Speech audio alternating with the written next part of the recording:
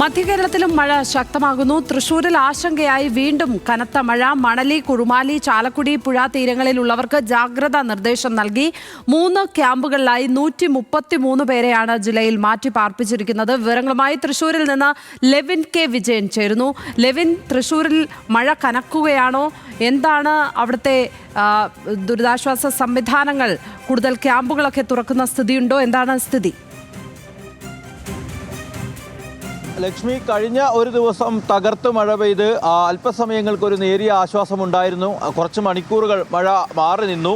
പക്ഷേ ഇന്ന് വീണ്ടും 9 മണിയോടുകൂടി വിവിധ സ്ഥലങ്ങളിൽ ജില്ലയിലുടനീളം മഴ ശക്തിപ്പെട്ടിരിക്കുകയാണ്. അതിശക്തമായ മഴ തന്നെയാണ് ഈ 2 ദിവസങ്ങളിലായി ജില്ലയിൽ പല പ്രദേശങ്ങളിലുമായി ലഭിച്ചുകൊണ്ടിരിക്കുന്നത്.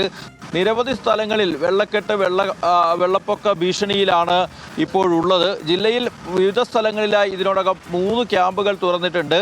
133 ആളുകളെ ഈ ക്യാമ്പിലേക്ക് മാറ്റിയിട്ടുണ്ട്. 35-ലേറെ കുടുംബങ്ങളിലുള്ള ആളുകളെ ഈ ക്യാമ്പിലേക്ക് മാറ്റിയിട്ടുണ്ട്. ഇന്നലെ വൈകിട്ട് ജില്ലാ ഭരണകൂടം പുറത്തുവിട്ട കണക്കാണിത്. ഇന്നും മഴക്കെടുതികളും പ്രയാസങ്ങളുമൊക്കെ തുടർന്നാൽ കൂടുതൽ ആളുകൾക്ക് ക്യാമ്പുകളിലേക്ക് മാറേണ്ടി വരുമെന്നുള്ളതാണ് ജില്ലയിലെ പൊതുവായിട്ടുള്ള സാഹചര്യം. ആശങ്കയാകുന്നത് ചാലക്കുടി മേഖലയിലാണ്. പെരിങ്ങൽകുത്തും പറമ്പിക്കുളവും കേരള തമിഴ്നാട് ഷോളയാർ ഡാമുകളുമൊക്കെ തുറന്ന് റൂൾ കർവ് പാലിക്കുന്നതിനായി പുഴയിലേക്ക് കൂടുതൽ ജലം ഒഴുക്കിക്കൊണ്ടിരിക്കുന്ന ഒരു സമയമാണിപ്പോൾ. അങ്ങനെയുള്ളപ്പോൾ താഴ്ന്ന പ്രദേശങ്ങളിലടക്കം കൂടുതൽ വെള്ളം കയറാനുള്ളൊരു സാധ്യതയുണ്ട്. ഇതിനോടകം തന്നെ ചാലക്കുടി പുഴയുടെ തീരത്തുള്ള വിവിധ പ്രദേശങ്ങളിൽ നേരിയ തോതിലാണെങ്കിലും വെള്ളപ്പൊക്കത്തിൻ്റെ സാധ്യതകൾ ഉണ്ടായിട്ടുണ്ട്. ചാലക്കുടി മേൽപ്പാടമടക്കം മുങ്ങിപ്പോകുന്ന സാഹചര്യം നിലവിലുണ്ട്.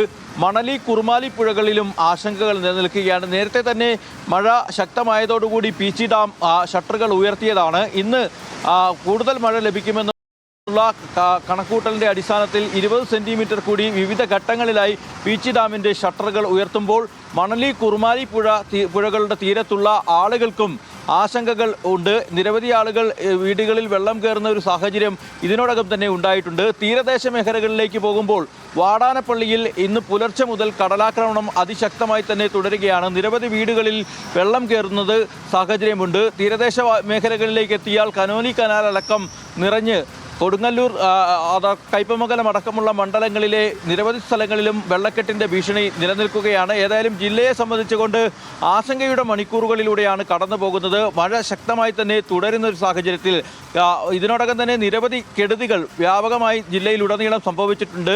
കഴിഞ്ഞ ദിവസം മിന്നൽ ചുഴലിയുണ്ടായി പടിയൂരിൽ നിരവധി സ്ഥാപനങ്ങൾക്കും വീടുകൾക്കും കേടുപാടുണ്ടായിട്ടുണ്ട്.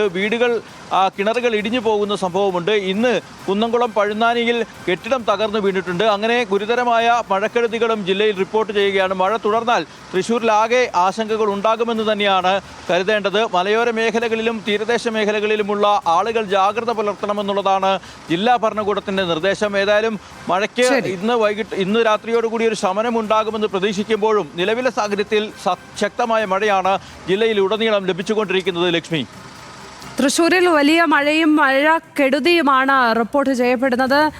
ലെവിൻ കെ വിജയനാണ് അവിടുത്തെ വിവരങ്ങൾ പങ്കുവച്ചതിപ്പോൾ.